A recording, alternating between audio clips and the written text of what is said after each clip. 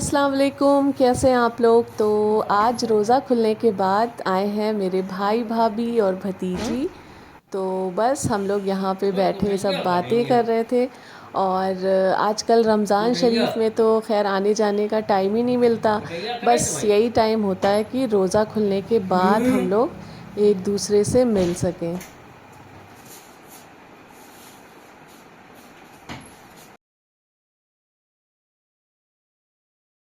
और फिर मेरी बेटी यहाँ पे चाय बना के ले आई थी, तो हम लोगों ने चाय पी और काफ़ी टाइम तक भाई भाभी बैठे। और फिर ये देखिए यहाँ पे हम लोग आके खड़े हुए हैं तो उनकी बाइक गायब है।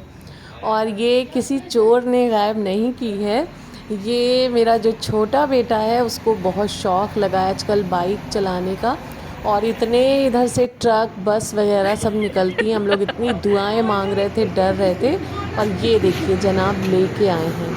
तो मैंने वीडियो भी शूट कर लिया, बाद इनके पापा को ये वीडियो दिखाया जाएगा कि ये इतने से हैं और बाइक चला रहे हैं। और इतनी ये बिज़ी रोड है, इस पे बाइक चला रहे हैं तो बहुत डर लगता है। तो बस फिर भाई ने भी इनको, इनके अल्लाह मामू ने भी हाफ़िज़। डांट लगाई। और इतना डर गया था कि सीधे घर ये भागे और जाके रूम अंदर से बंद करके बैठ गए कि मम्मा जो हैं बहुत डांट लगाएंगी। तो बस जब बढ़ती उम्र में बच्चे होते हैं तो यही सब हरकतें करते हैं। और फिर नेक्स्ट डे हो चुका है तो मैं थोड़ा थोड़ा अपना गार्डनिंग का काम भी रोज़ करती रहती हूँ ताकि इकट्ठा ना हो। और यहाँ पे ये देखिए मैंने ली है 2 बाल्टी भर के मिट्टी। तो जो मेरे पुराने गमले थे उनको मैंने सबको खाली कर लिया है। और 2-4 दिन से उनकी मिट्टी अच्छे से सूख रही थी। तो जब भी पुराने गमलों की आप मिट्टी नई भरें तो उसको अच्छे से पहले सुखा लें 2-3 दिन।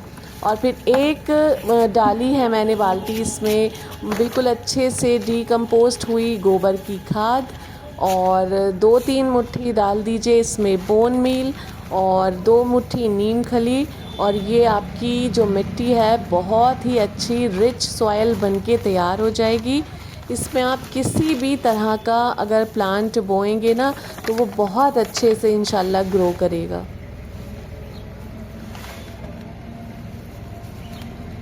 तो बस इसी तरह से रोज़ थोड़े थोड़े से पॉट्स में भर रही हूँ। और इकट्ठा तो ये रोज़े में पॉसिबल नहीं है कि इकट्ठा इतने सारे गमले भरे जाएं, बहुत सारे गमले हैं। किसी दिन मैं काउंट करके आपको बताऊंगी। तो बस मैंने थोड़े से जो सब्ज़ी के सीड्स उगाए थे उनको रीपॉट भी कर लिया है और थोड़े बचे हैं। तो मैं वेट कर रही हूँ, मैंने कोकोपीट ऑनलाइन ऑर्डर करी है। तो जब वो आ जाएगी ना तो उसको मिक्स करके मैं आगे के जो बची हैं सब्जियाँ उनको लगाऊंगी। तो कोकोपीट से क्या होता है कि गर्मी में बहुत अच्छी रहती है कोकोपीट।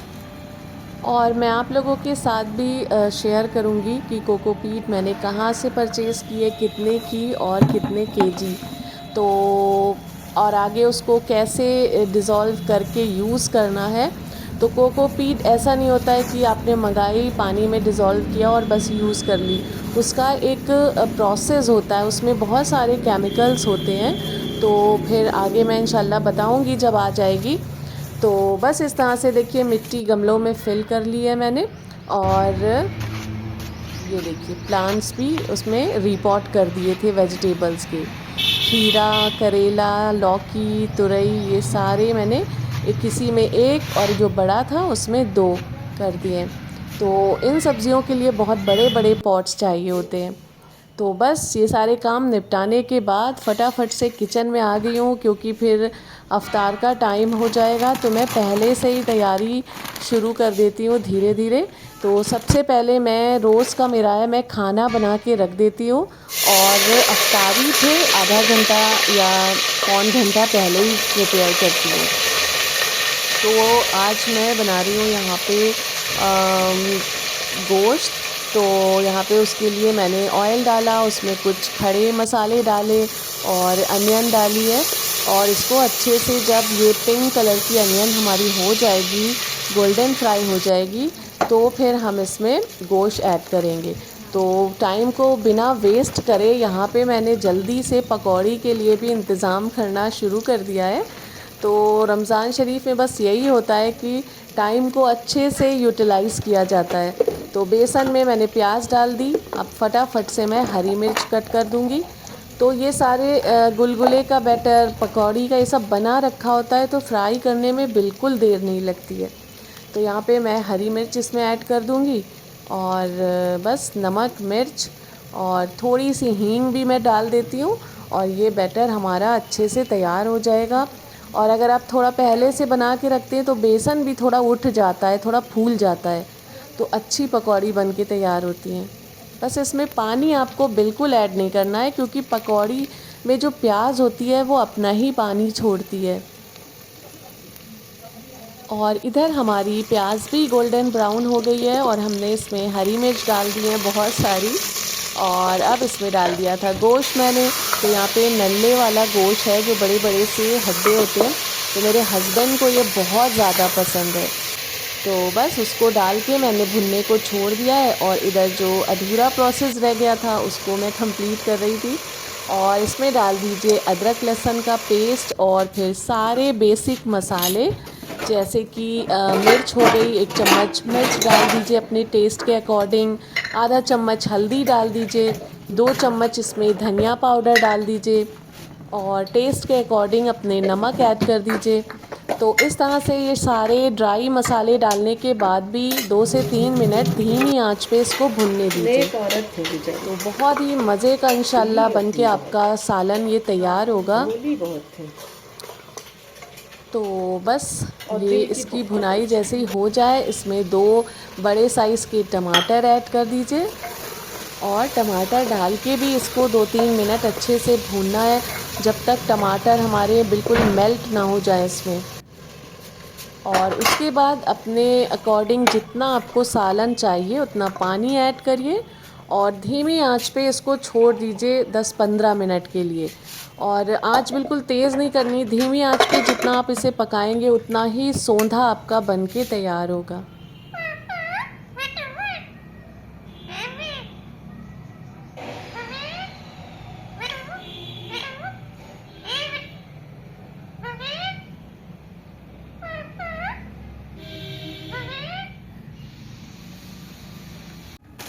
और आप लोगों ने देखा माशाल्लाह से मेरा मिट्ठू कितनी बातें करने लगा है, मम्मी, पापा, मिट्ठू बेटा और पता नहीं क्या क्या बोलता है। तो मुझे अभी 2-3 चीज़ें इसकी अच्छे से क्लियर समझ में आ रही हैं। एक तो ये मम्मी मम्मी बोलता है, दूसरे पापा और मिट्ठू बेटा, ये बहुत क्लियर बोलता है माशाल्लाह। मुझे यकीन नहीं हो रहा कि इतनी जल्दी ये सीख गया है सारी बातें करना। और जब बोलना स्टार्ट करता है तो रुकने का बिल्कुल नाम नहीं लेता है, लगातार बोलता ही रहेगा। इतना क्यूट लगता है। हम लोग तो सारे काम काज छोड़ के बस इनके पिंजरे के पास आके बैठ जाते हैं और इनकी बातें सुनते हैं। तो बस यहाँ पे मैं फ्राई करने के लिए पापड़ भी निकाल रही हूँ, क्योंकि अब टाइम हो रहा है फ्राई करने का। तो सारी जो फ्राई करने वाली चीज़ें मैं एक पास रख लेती हूँ ताकि याद रहे। कभी कभी ऐसा रहता है कि अगर कहीं और रख दी तो मैं भूल जाती हूँ, और जब रोज़ा खुल जाता है किचन में जाती हूँ, फ्रिज खोला या इधर उधर देखा तो फिर देखा अरे ये तो भूल ही गई मैं फ्राई करना। और यहाँ पे रोज़ की तरह मेरी बेटी बना रही है फ्रूट चाट, तो ये इन्हीं की ड्यूटी है। और इनके पापा भी कभी कभी बना लेते हैं, लेकिन ज़्यादातर यही बनाती हैं। तो बस ये फ्रूट चाट बना रही थी।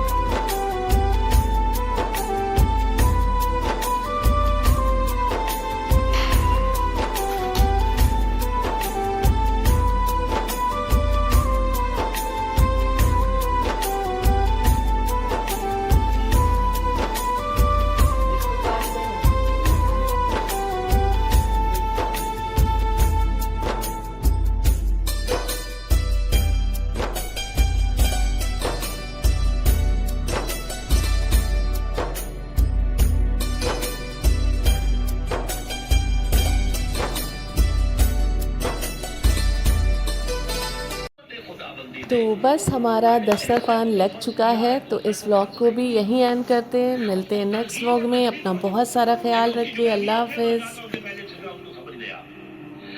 देखिए पहली हदीस इसमें है